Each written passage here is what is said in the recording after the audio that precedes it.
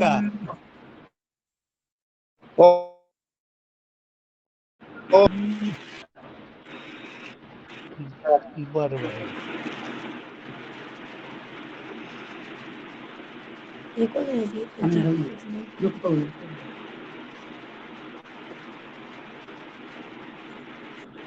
इथंच राहतं मी इकडे कुठे हे ज्या म्हटलं का आणि तुम्ही कसं काय झालं याचं नंबर आहे ना ग्रुप आहे आणि इथले कोणच नाही तर बाय आहे दोन सकाळी आलेली आहे ना ती एक काही ती आहे फक्त ती दाखवते तू मोबाईल ती का ती पण आहे जर बोलली झाली तिचं नाव नाही आलं भाग्यश्रीचं नाव भाग्यश्री राजेश्वरी इथं आलतं का असं राजेश्वरी ऐकून जाते का आपलं हा आपलं ऐकून जात नाही जाते वाटते जागृतीचा अग्नी तेवत ठेवूया.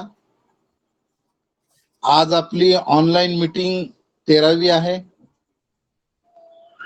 बुद्धिस्ट सेमिनरी चे मुख्य समन्वयक आदरणीय सत्येंद्रजी Teltumbde sir, doctor RD Badge sir. आजचा जो विषय आहे आपला the Buddha and his Dhamma, ग्रंथ खंड 1 भाग 1 मधला 7वा सिद्धार्थ यशोधरा विवाह. आपण सर्व सहभागी श्रद्धावंत अभ्यासक सर्वांचं आजच्या या ऑनलाईन सत्रामध्ये हार्दिक हार्दिक स्वागत करण्यात येत आहे. आज पंचांग प्रणाम वंदन त्रिशरण पंचशील घेण्यासाठी मी आदरणीय सोनवणे ताई केंद्रीय शिक्षिका आनंद पिंडक बौद्ध विहार मनमाड यांना नम्र विनंती करतो की त्यांनी आजच्या कार्यक्रमाचं पंचांग प्रणाम वंदन व त्रिशरण पंचशील घ्यावं.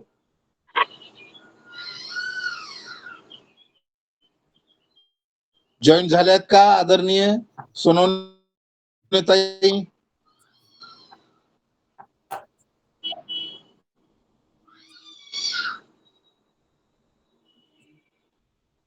नाही जॉईन झालेल्या.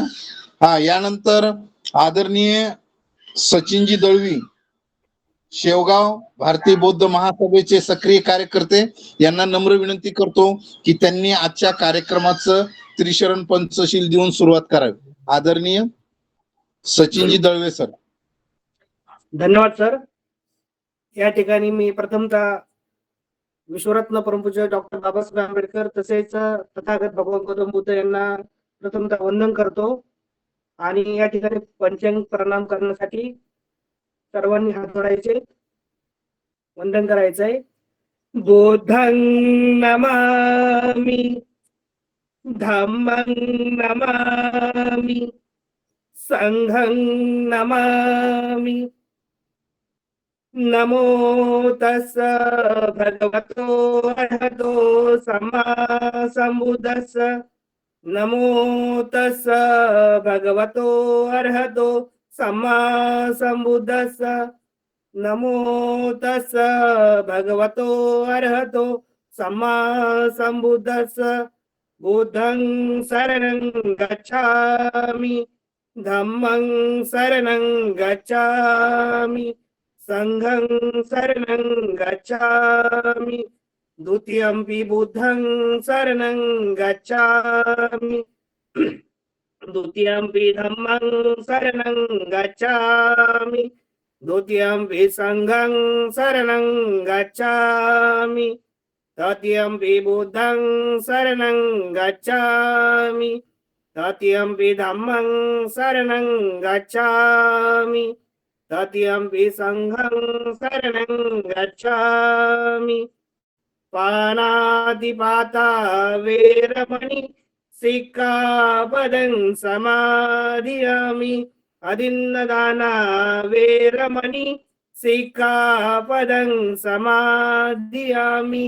कामेषु मिच्छाचारा वेरमणि सिक्कापदं समादियामि मुसावादा वेरमणि सिक्कापदं समादियामि सुरामेरयमजपमादठाना वेरमणि सिक्कापदं समादियामि साधु साधु साधु.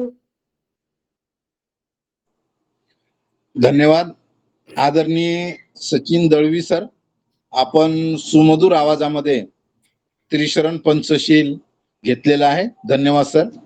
यानंतर मी doctor R D Badge sir आजच्या विषयाच्या अनुषंगाने आपली भूमिका मांडणार आहेत. Doctor R D Badge sir Bharatiya Bauddha महासभेमध्ये trustee या पदावर काम करत आहेत आणि धम्माचे गाडे अभ्यासक आहेत. मी त्यांना नम्र विनंती करतो की त्यांनी आम्हाला मार्गदर्शन करावं. Doctor R D Badge sir.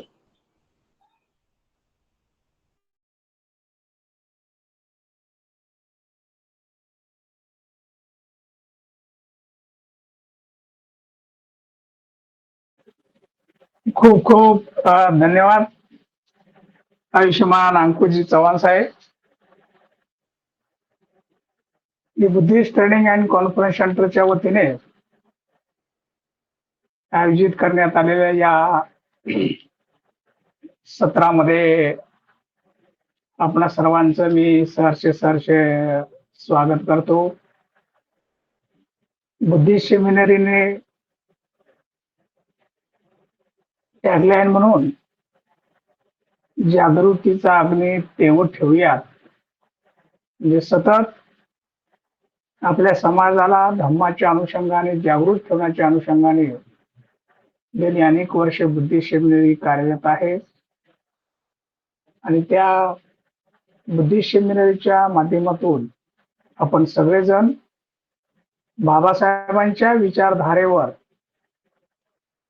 कार्य करण्यासाठी, प्रशिक्षण घेण्यासाठी आपण इथे उपस्थित आहात.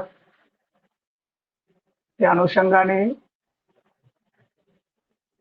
बुद्धिस्ट सेमिनरीचे मुख्य समन्वयक,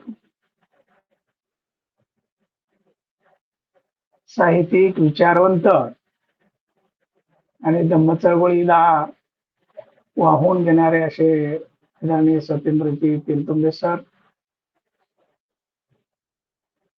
या ऑनलाईन प्रेरणा सत्राचं अतिशय अभ्यासपूर्णरित्या सूत्रसंचलन करणारे आमचे धम्मबांधव आयुष्यमान प्राध्यापक अंकुजी चव्हाण साहेब, या सत्रामध्ये उपस्थित असणारे इतर सर्व मान्यवर, विशेष करून आजच्या सत्रामध्ये 17 प्रशिक्षणार्थी सहभागी आहेत. या प्रशिक्षणाच्या अनुषंगाने या सत्राचं ऑनलाईन रेकॉर्डिंग करणारे भूमिपुत्र मीडियाचे आयुष्यमान रोहितजी, आपण गेले अनेक दिवस बाबासाहेबांच्या विचारधारेतून तथागत भगवान बुद्धाचा धम्म समजून घेत आहोत. त्या संदर्भामध्ये या विषयाकडे जाण्यासाठी आपली मानसिकता नेमकी कशी असायला पाहिजे या अनुषंगाने सुरुवातीला आपण आपली नेमकी भूमिका कशी असावी, कोणती असावी आणि आपला दृष्टिकोन काय असावा या अनुषंगाने ही भूमिका बुद्धिस्ट सेमिनरीने येथे आपल्या समोर व्यक्त करण्याचा निश्चय केलेला आहे. त्या अनुषंगाने माझ्याकडे ही जबाबदारी दिलेली आहे. सुखो बुद्धानुपादो सुखा सधम्म देसना सुखा संघस्स सामुंगी समग्रानंत सुको या बुद्धोगोप्रमाणे आपल्याला आचरण करायचं आहे. त्या अनुषंगाने पुढे जायचं आहे. समस्त मानव प्राणी व निसर्गाच्या कल्याणासाठी ज्यांनी दुःखमुक्तीचा आदर्श मार्ग सांगितला ते आपल्या सर्वांचे मार्गदाते तथागत भगवान बुद्ध व 20व्या शतकातील आधुनिक Buddha, Samata Sainik Dal, people's education society, the Buddhist society of India, Republican party of India या मातृसंस्थांचे संस्थापक, बहिष्कृत भारत, मूकनायक, जनता प्रबुद्ध भारताचे जनक, 1956 नंतरच्या धर्मांतरित बौद्धांचे धर्मगुरू, आधुनिक भारताचे निर्माते, भारतीय संविधानाचे शिल्पकार, Bharat Ratna, symbol of knowledge, symbol of wisdom, परमपूज्य डॉक्टर बाबासाहेब आंबेडकर यांच्या स्मृतीस, विचारास व कार्यास प्रथम मी त्रिवार अभिवादन करतो.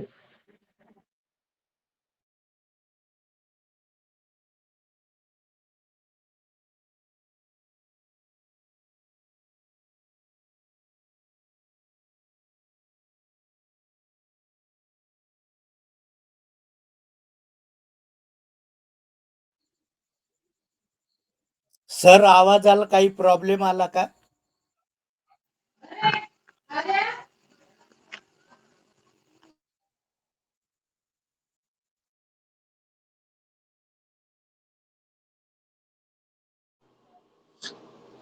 आदरणीय बडगे सर, आवाज येत नाही आपला.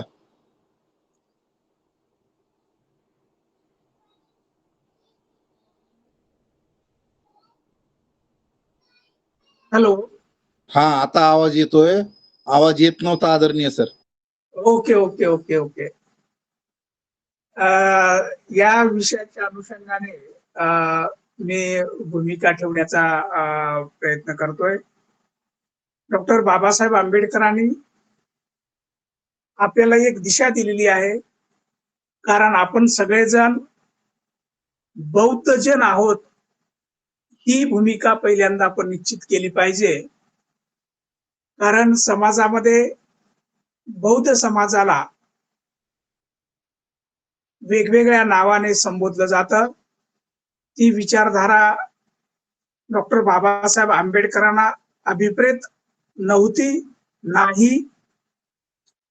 म्हणून आपण त्या विचारधारेचे वारस न बनता डॉक्टर बाबासाहेबांच्या विचारधारेवरती आपल्याला कटिबद्ध व्हायचं आहे, निष्ठा ठेवायची आहे. या अनुषंगाने बुद्धिस्ट सेमिनरीने काही भूमिका घेतलेली आहे. मागील काही सत्रामध्ये आदरणीय सत्येंद्रजी तेलतुंबडे साहेबांनी वेगवेगळ्या विषयाच्या अनुषंगाने आपली भूमिका निश्चित केलेली आहे. आकलन चाचणीच्या माध्यमातून देखील आपण भूमिका निश्चित करत आहोत. आपल्या सगळ्यांना हे माहीत आहेच. थोडस मी या विषयाच्या अनुषंगाने उपासक म्हणून, प्रशिक्षणार्थी म्हणून आपली नेमकी बाबासाहेबांच्या दृष्टिकोनातून भूमिका काय असायला पाहिजे या संदर्भामध्ये पुन्हा एकदा मी आपल्याला बाबासाहेबांचा नेमका या अनुषंगाने असणारा दृष्टिकोन काय होता या संदर्भामध्ये हितगुज करणार आहे. कारण जोपर्यंत आपण बाबासाहेबांचा चष्मा वापरत नाही किंवा दृष्टिकोन वापरत नाही, तोपर्यंत आपण धम्म मार्गावर व्यवस्थितरित्या पुढे जाऊ शकत नाही. या अनुषंगाने ही भूमिका समजून घेणं खूप महत्वाचं आहे. आधुनिक बुद्ध डॉक्टर बाबासाहेब आंबेडकरांनी उपासकांनाही बौद्ध दीक्षा देण्याचे नवे सूत्र वास्तवामध्ये आणतात, अंमलात आणतात. आणि हे आपल्याला माहिती असायला पाहिजे. त्यानुसार म्हणजे डॉक्टर बाबासाहेब आंबेडकरांनी धम्माचा अभ्यास करून धम्मामध्ये असणाऱ्या ज्या काही उणिवा आहेत त्या भरून काढण्यासाठी काही नव्याने बदल केलेले आहेत, ते आपल्याला माहिती आहेत. पुन्हा मी त्या बदलाचा उच्चार इथे करतो आहे, कारण परत आपण या विषयाकडे जाण्यासाठी त्याची मदत होईल. म्हणजे काळानुसार धम्मतत्व बदलण्याचे बुद्धांनी तथागत भगवान बुद्धांना तत्वता मान्य आहे हे लक्षात घ्या. अर्थात ते त्यांच्याच विचारानुसार आणि त्यांना अपेक्षित असल्यानुसार उपासकांना बौद्धांची दीक्षा देण्याची पद्धत आधुनिक बुद्ध बाबासाहेबांना अभ्यासाअंती ती करता आली आणि आधुनिक बुद्ध डॉक्टर बाबासाहेब आंबेडकरांच्या या धम्मक्रांतीमध्ये त्यांनी जे बदल सुचवलेले आहेत, बदल केलेले आहेत, ते बदल प्रथम आपण समजून घेऊयात. कारण बुद्ध आणि धम्म हा ग्रंथ समजून घेताना या बदलाची देखील कल्पना आपल्याला असायला पाहिजे. त्या अनुषंगाने त्यांनी जो बदल सुचवलेला आहे, बदल केलेला आहे, तो पहिला बदल म्हणजे प्रथमतः त्यांनी हिंदू धर्म नाकारणे, ईश्वर व आत्मा यांचे अस्तित्व नाकारणे हे सूत्र दिलेले आहेत. प्रथम पहिलं. आणि दुसरं नवं सूत्र जे आहे त्यामध्ये पहिलं जे सूत्र आहे ते म्हणजे बौद्ध जनांची दीक्षा, म्हणजे ज्या 22 प्रतिज्ञा दिलेल्या आहेत. आणि ही बौद्ध जनांची दीक्षा देण्यासाठी भिक्खू असणे आवश्यक नाही, भिक्खूंची गरज नाही, अशी त्यांनी दिलेली मुभा, म्हणजे उपासकांना बाबासाहेबांनी दिलेली मुभा आहे, लक्षात घ्या. आणि तिसरं जे नवं सूत्र जे आहे त्याला आपण नवं सूत्र असं म्हणूयात. हे नवं सूत्र म्हणजे बौद्ध जनांच्या 22 प्रतिज्ञा. आणि ह्या बौद्ध जनांच्या प्रतिज्ञा घेण्यामागचा नेमका उद्देश काय असावा हे बाबासाहेब सूचित करतात. या अनुषंगाने धर्मांतरित बौद्ध, लक्षात घ्या, हे हिंदू मानसिकतेचे गुलाम आहेत, लक्षात घ्या. बाबासाहेबांचे विधान आहे. देवदेवतांच्या अंधश्रद्धेत ते इतके गुंतले आहेत, इतके गुरफटून गेले आहेत की त्यातून त्यांना बाहेर काढण्यासाठी आणि त्यांच्यावर काहीतरी नैतिक बंधने घालणे आवश्यक होते. अशी बंधने घातल्याशिवाय ते या हजारो वर्षाच्या धार्मिक गुलामीतून बाहेर पडू शकत नाहीत, असे आधुनिक बुद्ध डॉक्टर बाबासाहेब आंबेडकरांना वाटत होते. त्यामुळे त्यांनी नैतिक बंधने आपल्याला दिलेली आहेत. उदाहरणार्थ धम्माचरण हे किंवा धम्माचं अनुसरण करणे हे पूर्णपणे करण्याकडे बाबासाहेबांनी आपल्याला काही सूचना केलेल्या आहेत. तर त्या अनुषंगाने त्यांनी तथागत भगवान बुद्धांच्या सदाचरणाचे राज्य या संकल्पनेतून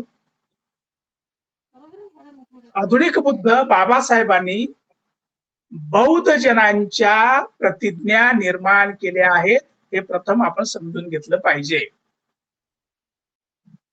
आधुनिक बुद्ध बाबासाहेबांनी दिलेली लोकशाही प्रधान राज्यघटना, लक्षात घ्या, ना इथे योग्य प्रकारे राबवली जावी असे त्यांना मनापासून वाटत होते. म्हणून त्यांनी समाज निर्मितीची आवश्यकता होती, नव समाज निर्मितीची त्यांनी आवश्यकता होती. या उद्देशाने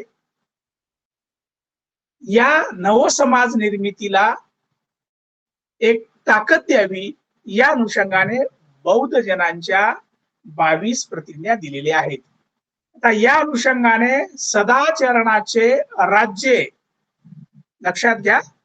सदाचरणांचे राज्य ही संकल्पना म्हणजे तथागत बुद्धांनी मांडलेली संकल्पना म्हणजे बाबासाहेबांनी लोकशाही ही दिलेली आहे. म्हणजे तथागतांच्या सदाचरणाच्या राज्याची संकल्पना म्हणजे लोकशाहीचे दुसरे नाव आहे असे आपल्याला म्हणता येईल. आता भारतात या अनुषंगाने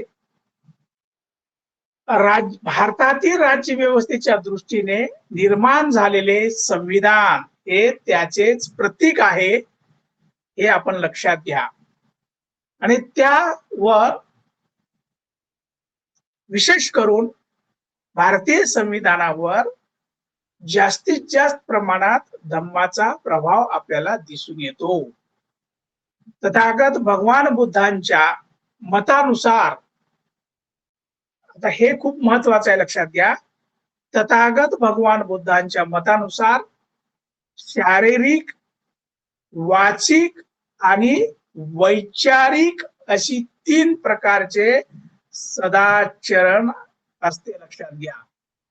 आणि हे सदाचरण तथागत भगवान बुद्धांनी खालील प्रमाणे स्पष्ट केले आहेत. हे 3 सदाचरणाच्या आपण थोडक्यामध्ये अजून खोलात जाऊन त्याचा विचार करूयात. पहिलं जे सदाचरण आहे ते शारीरिक सदाचरण.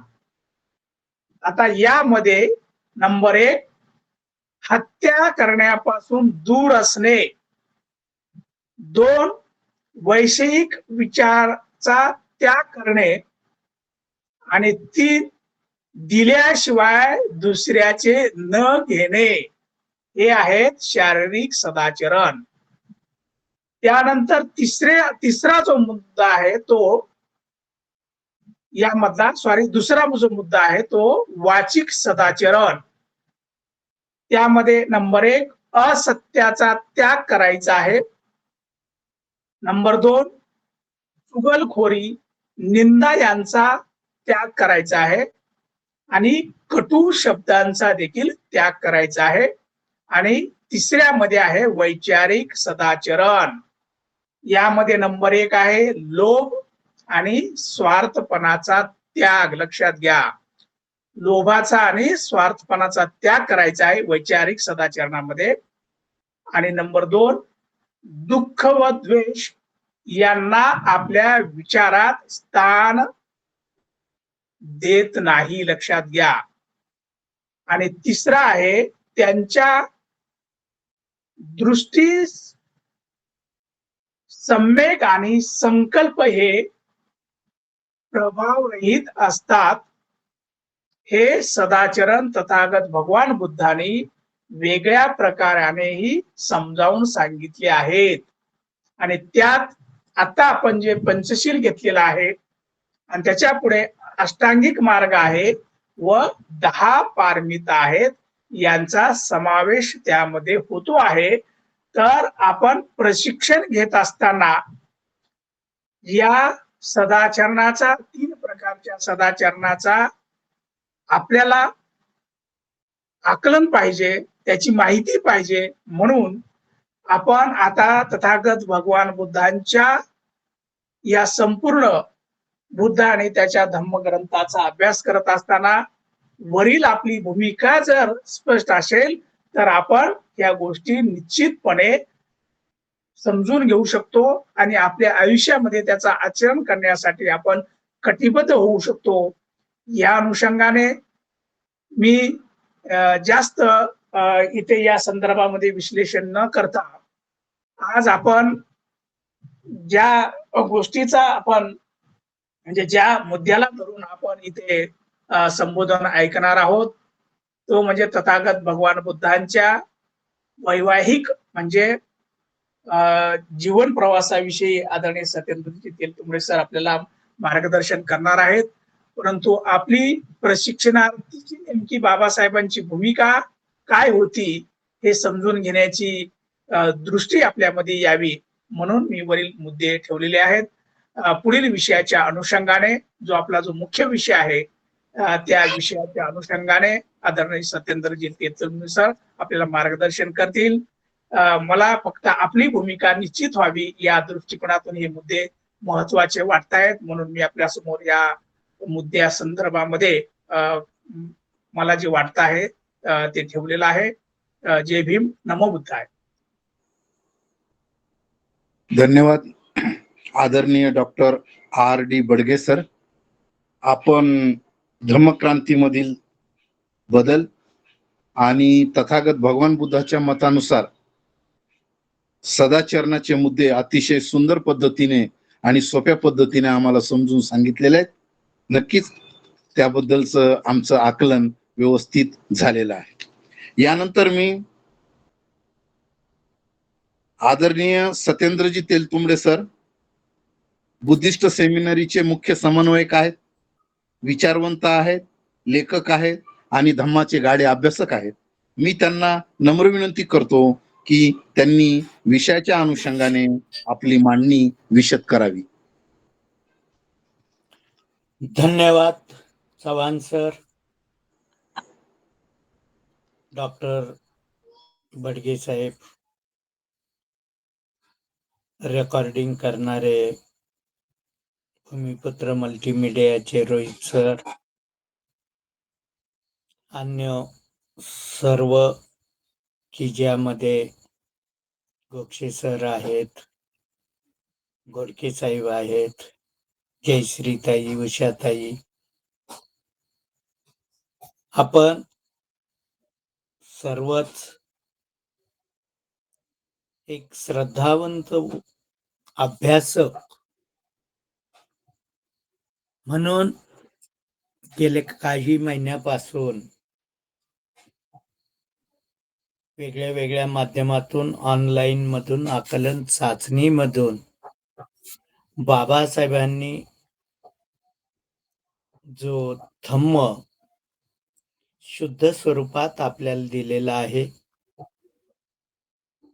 त्या धम्माच्या अनुषंगाने आपण बाबासाहेबांचा एक एक टॉपिक पाहत आहोत. 73 निकायामधून बाबासाहेबांनी द बुद्ध अँड हिज धम्म हे आपल्याला हँडबुक दिलेलं आहे. त्यात 8 बुक म्हणजे 8 खंड आहेत. त्यातल्या पहिल्या खंडातील पहिला भाग, ज्यामध्ये विवाह हा टॉपिक आपण पाहत आहोत. बुद्धिस्ट सेमिनरीचं एक आकलन आहे, एक फिलॉसॉफी आहे. आपण हे सगळंच जण वाचत असतो, पण वाचत असताना बाबासाहेबांच्या भूमिकेतून साम्य, तुलना, अनुकरण या गोष्टीवर आपण प्रामुख्याने भर देतो. त्यात बाबासाहेबांनी सांगितलेलं की जे पालं मुळं या देशात रुजलेले आहेत, त्याच्यावर आपण लक्ष केंद्रित करतो आणि जे विकृतीकरण झालं, पाणकुळ ज्यामध्ये आले, ते काढण्याचंही काम आपल्याला करायचं आहे. यशोधरा आणि सिद्धार्थाचा विवाह कशा पद्धतीने झाला, त्यावेळची तत्कालीन परिस्थिती कशी होती आणि आम्ही प्रगत होतो का अप्रगत होतो का विकृत होतो, याचं एक चित्र आपल्या समोर उभं राहत. पहिल्यांदीच येतं की दंडपाणी राजाची कन्या यशोधरा 16व्या वर्षात पदार्पण करत होती.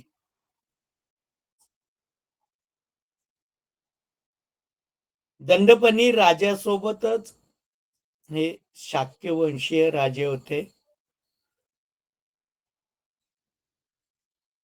या दंडपाणी राजासोबतच दुसरं एक नाव येतं, ते म्हणजे सुप्रबुद्ध. मात्र याची माहिती फारच कमी ठिकाणी आढळते. मुळामध्ये या माता यशोधराच्या बालपणाविषयी फारसं कुठं काही दिसत नाही. विवाहाच्या प्रसंगापासूनच त्याचं वर्णन ठिकठिकाणी येतं. होऊ शकतं की सुप्रबुद्ध राजा जो आहे त्यालाच दंडपाणी म्हटलं जात असावं. दंडपाणी हा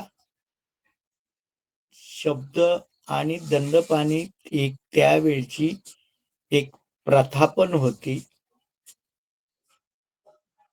की दंड म्हणजे हातामध्ये आज ज्याप्रमाणे एक सभेला कंट्रोल करण्याची यंत्रणेसाठी विधान भवनामध्ये, अधिवेशनामध्ये, संसदेच्या अधिवेशनामध्ये ज्याप्रमाणे दंड वापरला जातो, मुद्रा वापरली जाते की जी आपण जर पाहिलं तर सभापतीच्या हातामध्ये असते, असं काहीसं असावं असं पण या अनुषंगाने वाटत राहत. यानंतरचा पुढचा मुद्दा जो आहे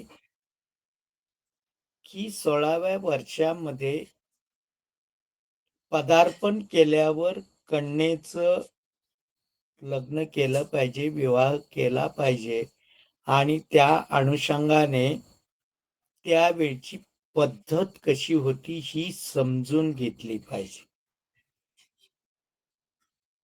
यशोधरा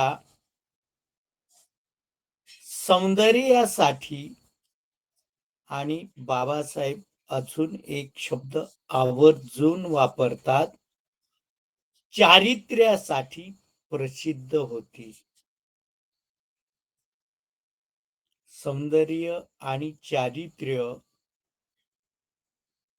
या दोन्हीचा उल्लेख आवर्जून बाबासाहेबांनी आपल्या विवाहाच्या या टॉपिक मध्ये केलेला आहे. दंडपाणी राजा आपल्या कन्येचा विवाह करत असताना आसपासच्या जे राजपुत्र आहेत त्या सगळ्यांना निमंत्रण पाठवतात की या दिवशी या आणि यशोधरा आपल्यातील एका राजपुत्राला वर म्हणून स्वीकारणार आहे. आणि मग हे राजपुत्र येतात आणि राजपुत्र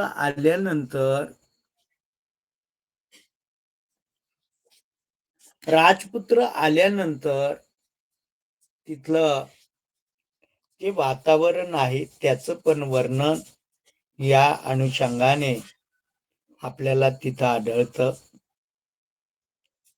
मग माता यशोधरा ही 16व्या वर्षात पदार्पण केलेली कन्या त्या ठिकाणी येते आणि सगळ्या राजपुत्रांना बघते आणि सिद्धार्थ गौतमाला पती म्हणून स्वीकारल्याचं आपल्या पित्याला सांगते. मात्र ज्या वेळेला हा पिता हे जाहीर करतो त्यावेळेला हे सगळे राजपुत्र तक्रार करतात की कोणताही निकष न लावता सिद्धार्थ गौतमाला का स्वीकारलं. तर दुसरीकडे दंडपाणी राज्याची एक भूमिका होती आणि त्या भूमिकेमध्ये सिद्धार्थाविषयी त्यांना माहिती होतं आणि सिद्धार्थांना तपश्चर्येचा, ऋषीमुनींचा सहवास जास्त आवडतो असं त्यांना समजलं आणि त्यामुळं सिद्धार्थाशी केलेला विवाह हा गृहस्थी जीवनासाठी सफल होईल का नाही याविषयी पण हे दंडपाणी राजे साशंक होते. यशोधराचा पिता साशंक होता आणि त्यामुळं त्यांनी यशोधरीशी यावर चर्चा करत असतानाच राजपुत्रांचं ऐकलं सगळ्यांचं की काहीतरी निकष लावला पाहिजे आणि मग युद्धक्षेत्राचा निकष लावला पाहिजे. त्या ठिकाणी धनुर्विद्याच्या कौशल्याचा निकष लावला पाहिजे आणि ज्या वेळेला हा निकष लावायचं जाहीर केलं जातं त्यावेळेला सिद्धार्थ गौतम या वधू परीक्षेमधून वर परीक्षेमधून बाहेर पडण्याचा विचार करतात की मला काही त्यामध्ये उतरायचं नाही. मात्र सिद्धार्थ गौतमाचा मित्र त्यांना समजून सांगतो की यामध्ये न उतरणं म्हणजे जे तुम्हाला यशोधरेने वरलेलं आहे त्या यशोधरेचा सुद्धा मोठा अपमान आहे आणि आपला सुद्धा अपमान आहे. आपण यशोधरीची निवड सार्थ आहे हे ठरवलं पाहिजे, सिद्ध केलं पाहिजे आणि मग विद्येचं कौशल्य दाखवायला सुरुवात केली जाते. सगळे राजपुत्र दाखवतात. सगळ्यात शेवटी गौतमाचा नंबर येतो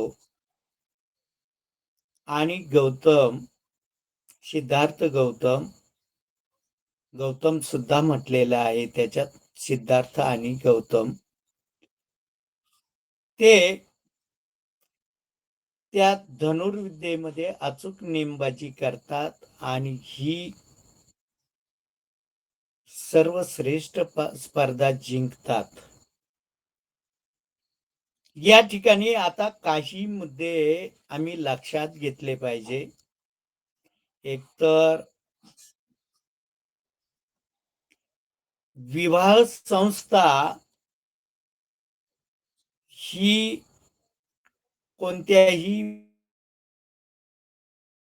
व्यक्तीच्या दृष्टीने पहिली सामाजिक संस्था आहे आणि आमचे धम्मप्रचारक पण विवाहित असले पाहिजे असा बाबासाहेबांचा आग्रह होता. विवाह संस्थेची दुसरी एक बाजू म्हणजे तर विगतपुरीचं विपश्यना रिसर्च सेंटर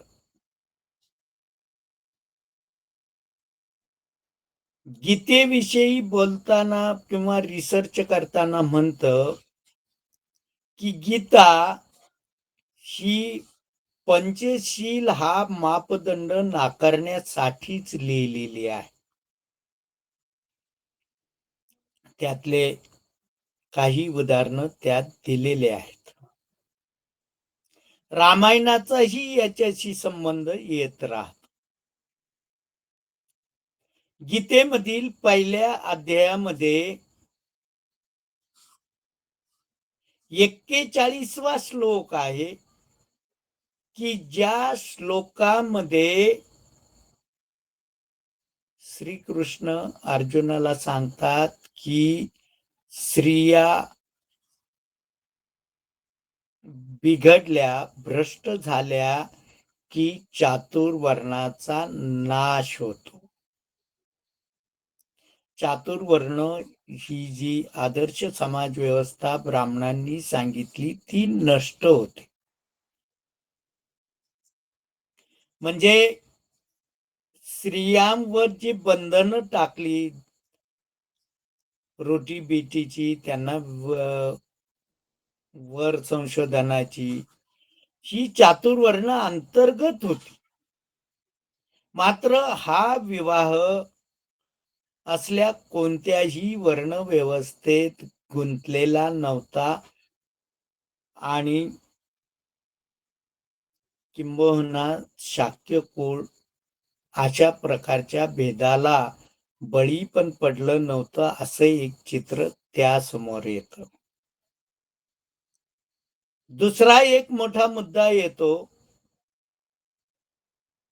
तो मुद्दा म्हणजे रामायणातील राम सीतेच्या लग्नाचा. जे प्रतिस्पर्धी होते राम आणि रावण, हे दोघही सीतेच्या स्वयंवराला हजर होते. मात्र हे स्वयंवर जिंकताना राम लिलया उचलतात आणि ते धनुर्विद्येची नेमबाजी सक्सेस करतात, जिंकतात. पण त्यांचा जो प्रतिस्पर्धी आहे की रावण, त्यात अनेक प्रतिस्पर्धी होते, त्यात एक रावण एक महत्वाचा प्रतिस्पर्धी होता आणि त्या स्पर्धकाने एक मोठं काम केलेलं आहे आणि एक वर्णन पण त्यामध्ये आलेलं आहे. आणि ते वर्णन म्हणजे की जे रामाने धनुष्य उचललं आणि ती स्पर्धा जिंकली,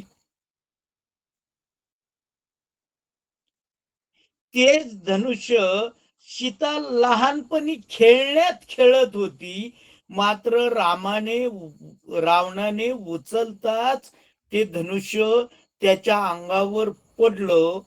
अशा प्रकारचं वर्णन रामायणात आढळतं. म्हणजे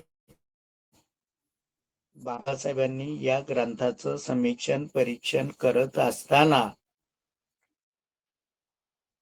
जे ग्रंथ लिहिले जातात ते जेते लिहितात आणि पराभूतांना जितकं अनैतिक, क्रूर ठरवता येईल तेवढं ठरवतात. इथंही रावणाला अतिशय किरकोळ ठरवण्याचा प्रयत्न केला गेला की सीताजी खेळण्यात धनुष्य खेळत होती, ते रावणाला पेललं सुद्धा नाही. दुसरा एक मुद्दा या ठिकाणी विचारात घेणं गरजेचं आहे की यापूर्वी मी पण थोडस हे वाचनामध्ये असं समजत होतो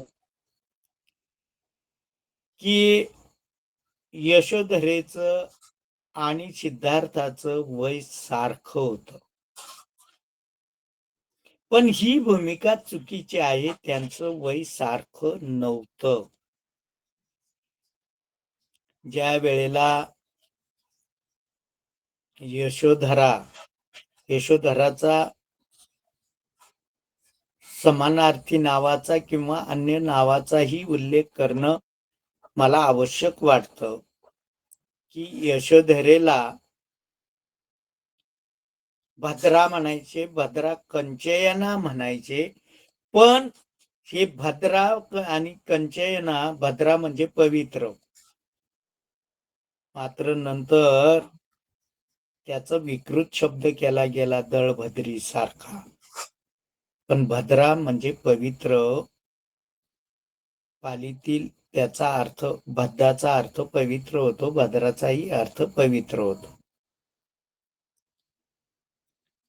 भिक्षुणी झाल्यानंतर यशोधरेला ही नामाभिधान दिल्याचं आढळतं. अर्थात बाबासाहेबांनी या नावाची, भद्रा नावाची नोंद केलेली नाही. पण दुसऱ्या एका नावाकडे ललित विस्तारचा संदर्भ घेत मला लक्ष वेधावंसं वाटतं. ते म्हणजे जसं पीक नाम नेम असतं, टोपण नाव असतं, छोटं लहानसं नाव असतं, तसं यशोधरेला लहानपणी गोपा म्हणायचे. गोपा म्हणत असत. हे गोपाचा संदर्भ ज्या वेळेला इतरत्र येतो, त्या वेळेला ही नावं कशी घुसडली गेली, कशी विद्रूप केली गेली, यावर पण आपण लक्ष केंद्रित केलं पाहिजे. आणि असं पुन्हा प्रतिक्रांतीत होऊ नये, याची पण आपण काळजी घेतली पाहिजे. सिद्धार्थाने ज्या वेळेला निकषाचा पण जिंकला, त्यावेळेला या दोन्ही कुटुंबाला आनंद झाला. त्यांचा त्यावेळच्या प्रथेने नुसार विवाह झाला.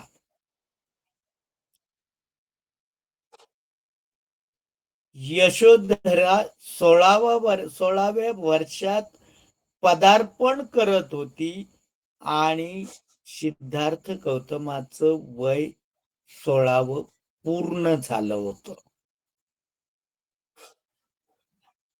ही जी बाब येते ज्या वेळेला महाप्रजापती आणि यशोधरा अखेरच्या भेटीला भगवान बुद्धाकडे जातात. महाप्रजापती मावशी भगवान बुद्धांचा सांभाळ सतत करणारी, ती भगवंताचं वंदन करत असल्याची नोंद आहे. वंदन करते, धम्म दिल्याबद्दल भगवंताची कृतज्ञता व्यक्त करते. यशोधरा मात्र स्पष्टपणे कृतज्ञता व्यक्त करते, पण ज्याप्रमाणे महाप्रजापती भगवान बुद्धांना शरीर सोडण्याची, महानिर्वाणाची परवानगी मागते, त्याप्रमाणे यशोधरा मागत नाही. ती स्पष्टपणे सांगते की मी माझीच आश्रय आहे आणि माझं 78 वर्ष पूर्ण झालेलं आहे आणि मी आज या शरीराचा त्याग करणार आहे, असं निश्चलपणे भगवान बुद्धांना सांगते. ती अनुमती मागत नाही. खरं तर भिक्खू आणि भिक्खुनी संघाचा हा संदर्भ पण आपण लक्षात घेतला पाहिजे की त्यामध्ये स्त्री पुरुषांना समानतेने वागवलं जात होतं आणि भगवान बुद्ध जरी त्याचे सर्वश्रेष्ठ नायक असले तरी सुद्धा यशोधरेने सुद्धा त्यांची अनुमती न घेता स्वतः निश्चय केला आणि माझं 78 वर्ष पूर्ण वय झालेलं आहे आणि माझी आजची अखेरची रात्र आहे असं घोषित करते आणि भगवंताची रजा घेते. अर्थात त्याच रात्री त्यांचं देहावसान पण होतं. पुढच्या नोंदी इतिहासामध्ये सापडत नाहीत, पण सिद्धार्थाचा आणि यशोधरेचा विवाह हा यशोधरा 16व्या वर्षात पदार्पण करताना आणि भगवान बुद्धांचं वर्ष पूर्ण झाल्यानंतरच हा संदर्भ लक्षात आहे आणि या दोघांचं वैवाहिक जीवन 13 वर्ष चाललं. 13व्या वर्षी त्यांना पुत्ररत्न झालं आणि त्याचं नाव राहुल ठेवलं. अर्थात यामध्ये आत्ताची जी प्रथा आहे, काही प्रथा आहेत, त्याचा आपण अभ्यास केला गेला पाहिजे की त्यांनी विवाहानंतर लगेच मूल झाल्याचा संदर्भ किंवा मूल जन्माला घातल्याचा संदर्भ येत नाही आणि आजही ती मानसिकता आहे. खरं तर ही एक आधुनिक आणि वैज्ञानिक जगाशी त्यावेळचं हे जग किती जुळतं मिळतं होतं हे आपल्याला दिसून येतं. राहुल नाव ठेवताना काही त्याचं विकृतीकरण करतात, ते विकृतीकरण आपण थांबवलं पाहिजे.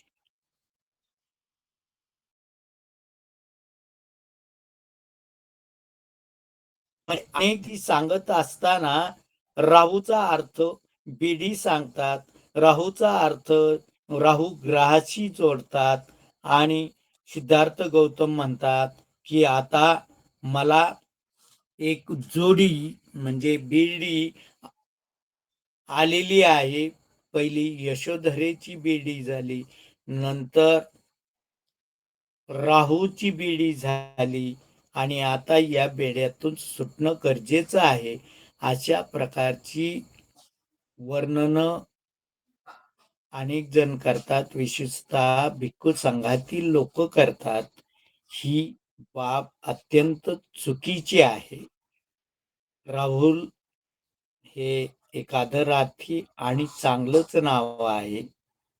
त्याचं कोणत्याही पद्धतीने विकृतीकरण होता कामा नये.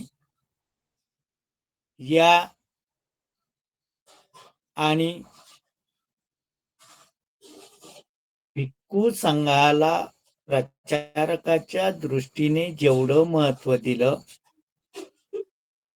तेवढंच भगवंतानी वैवाहिक जीवनाला सुद्धा खूप महत्व दिलं. खूप महत्व दिलं. आज थोडस गेल्या 2-3 दिवसापासून भीम जयंतीचं तर सगळं वातावरण आहे, मिरवणुका चालू आहेत. आधुनिक बुद्ध म्हणून बाबासाहेबांना मांडण्याचा प्रयत्न, त्रिसरण पंचशिलाचा प्रयत्न जेवढा करता येईल तेवढा आपण सर्वांनी केलेला आहेच. पण हे सगळं असताना मी थोडस अन्य तत्वज्ञानाचाही अभ्यास केला आणि सिद्धार्थ गौतमाच्या म्हणजे भगवान बुद्धांच्या नंतर इसवी सन पूर्व 4थ्या शतकात सॉक्रेटिस नावाचे तत्वज्ञ होऊन गेले. या तत्वज्ञानाने सुद्धा विवाह आवश्यक असल्याचं वर्णन केलेलं आहे. म्हणजे एक प्रसंग येतो की एक युवक सॉक्रेटिसला विचारतो की लग्न करू का नको करू. तर तो युवक म्हणतो युवकाला सॉक्रेटिस सांगतात की लग्न केलं पाहिजे. पुढचे त्यांच्या प्रश्न उत्तरामध्ये येतं आणि सॉक्रेटिस सांगतात की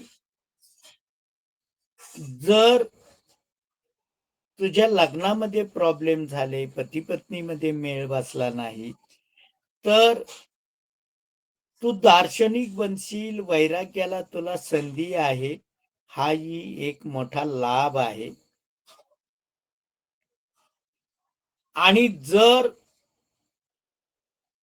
तुमच्या पती पत्नीचं चांगलं जमलं तर एक सुखी प्रपंच आणि सुखी अपत्याचं तुम्ही भर घालू शकाल. या सॉक्रेटिसनी सुद्धा विवाहाला महत्व दिलेलं आहे. हे सगळं सांगताना आजची स्थिती पण मला सांगावीशी वाटते की कुटुंब संस्था सध्या विस्कळीत होत चाललेली आहे. अगदी सुप्रीम कोर्टाने समलिंगी विवाहाला मान्यता दिलेली आहे. हे खरं तर प्रतिक्रांतीची लक्षणं आहेत. ही लक्षणं निदान आम्ही आमच्या जवळ, आमच्या नातेवाईकाजवळ, आमच्या मित्राजवळ फिरकू दिली नाही पाहिजेत आणि कुटुंब संस्थेला, जी पहिली सामाजिक संस्था आहे, त्या संस्थेच्या नियमाला जास्त गती दिली पाहिजे, जेणेकरून आदर्श समाज व्यवस्था उभी राहील. तर या ठिकाणी आपण सिद्धार्थ यशोधरेचा विवाह एक काल्पनिक गोष्टीतून बाजूला ठेवलेला आणि पिता दंडपाणीची मुद्दा मांडतानाही मातृसत्ताक पद्धत होती आणि स्त्रीलाच आपला वर निवडण्याची संधी होती, नव्हे त्या पद्धतीने ते निवडले जात होते. ही बाब आपण लक्षात घ्यावी आणि आपलं या पद्धतीने जिथं जिथं संधी मिळेल त्या ठिकाणी मांडणी करावी, अशा प्रकारची सूचना विनंती करत आपल्यातील बुद्धत्व बीजाला, आपल्यातील धम्म आचरणाला आणि सांघिक एकोपाला वंदन करून मी या ठिकाणी हे ऑनलाईन सत्र थांबवतो. जय भीम, नमो बुद्धाय. धन्यवाद. आदरणीय सत्येंद्रजी तेलतुंबडे सर, बुद्धिस्ट सेमिनरीचे मुख्य समन्वयक आहेत आणि आजच्या विषयाच्या अनुषंगाने सखोल असं मार्गदर्शन आपण केलेलं आहे. धन्यवाद सर. यानंतर संशय निवृत्ती, कोणाला काही प्रश्न विचारायचा असेल तर विचारू शकता.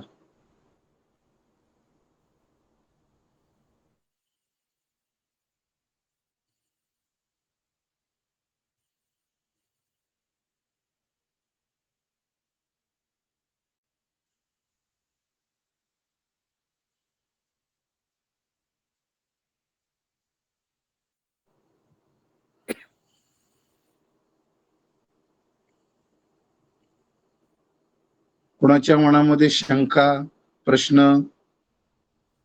काही कुणाची शंका नाही असं लक्षात आलेलं आहे. यानंतर मी आदरणीय भास्करजी ससाने मध्य प्रदेशांमधून आहेत, जॉईंट आहेत का ते? आदरणीय भास्कर ससाने नाहीत का? ठीक आहे. यानंतर मी दयानंद घोडके सरांना नम्र विनंती करतो की त्यांनी धम्मपालन गाथा व सरनतय घेऊन समारोप करावा. आदरणीय दयानंदी घोडके सर. सर्वांनी आपले दोन्ही हात आपल्या हृदयाशी जोडावे. सब पाप सकरण कुशलस्त उपसंपदा सचित परियोदपन एतं बुद्धान शासन धम्मं चरे सुचरितं नतं दुचरितं चरे धम्मचारी सुखं सेति अस्मि लोके परं च न तावता धम्मधरो यावता बहुभासति यो च अपम्पि स्तुत्वान् धम्मं कायेन पश्यति सवे धम्मधरो होति यो धम्मं न पमाजति नत्ति मे शरणं अय्यं बुद्धो मे शरणं वरं एतेन सच्च वज्रेन हो तुम्हें जय मंगल नत्थि में शरणं अय्यं धम्मो में शरणं वर एतेन सच्च भजेन हो तुम्हें जय मंगल नत्थि में शरणं अय्यं संगो में शरणं वर एतेन सच्च भजेन हो तुम्हें जय मंगल साधु साधु साधु बुद्धं नमामि धम्मं नमामि संघं नमामि अहं वंदामि सर्वदा। नमो बुद्धाय। सर्वांना सविनय सप्रेम जय भीम। धन्यवाद आदरणीय दयानंदजी घोडके सर. आपण धम्मपालन गाथा सरनतय घेऊन अतिशय सुंदर पद्धतीनं समारोप केलेला आहे. आपलं पुन्हा एकदा आभार व्यक्त करतो आणि आजच्या या धम्मवर्गाला उपस्थित सर्वांना शुभेच्छा देतो आणि आजचा कार्यक्रम संपला असं जाहीर करतो. जय भीम. नमो बुद्धाय.